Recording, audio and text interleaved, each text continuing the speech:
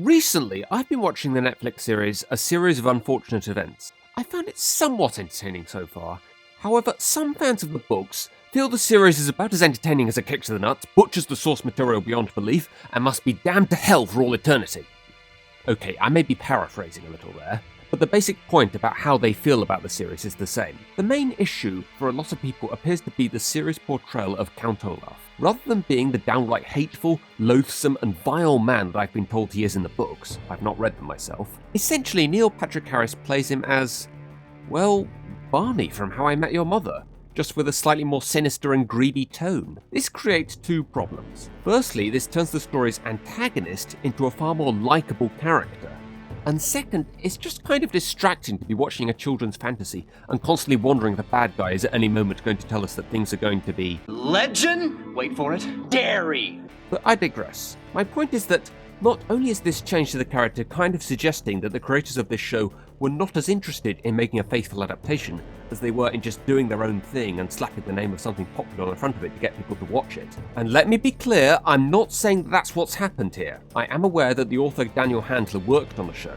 I'm just saying that this casting choice kind of suggests that.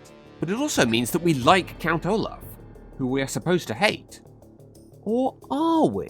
Yeah, this is something I've been puzzling over for a long time. Are we ever really supposed to like or hate fictional characters? For one thing, I feel that like and hate are the wrong words to use. Even with the greatest, most evil antagonists ever, I've never really hated them or anything they do, because, well, they're not real. Why would I hate someone that isn't real? In fact, in a lot of cases, if they weren't doing all these horrible things, there wouldn't be a story.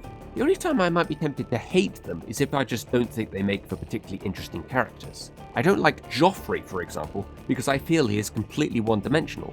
I have suggested in the past that we actually are supposed to like them, we're just not supposed to approve of what they are doing. But I actually feel a better way of phrasing it is, we are supposed to enjoy what they are doing and find it entertaining to watch, even though we know deep down it isn't right. Heck, in a lot of cases, having a main character be a less likable person can actually work as a good source of comedy. A lot of the time, characters that lash out at either the world or the incompetent people around them, doing or saying all the things we've all wanted to say ourselves at one time or another, can actually be very relatable to a lot of people. The only really important factor is that there is some clear reason for their dickish behaviour that either makes their actions somewhat understandable, or enables us to sympathise with them enough so that we don't mind if they are doing unkind things. Just for a few examples, Blackadder is the only character of decent level intelligence in the show, and he has to deal with a bunch of idiots either making his life more difficult or pushing him around. Victor Meldrew and Basil Fawlty are completely sick of life and people, so they just do or say all the things we've all wanted to do or say at one point or another, but we know we can't because we just feel way too guilty. Mr. Bean has the persona of a child, so when he does bad things, we know he doesn't mean any harm or to upset anyone, he just doesn't know any better. Sheldon is an interesting one because a lot of the time he is more like a foil that helps us to sympathise with and therefore root for the rest of the main cast. But over time you come to better understand that his less likeable nature isn't really something he does by choice, it's just the way that he is. He's aware of this and tries later to better understand people and why the way he acts isn't right. This in turn helps us to sympathise with and therefore root for him as well.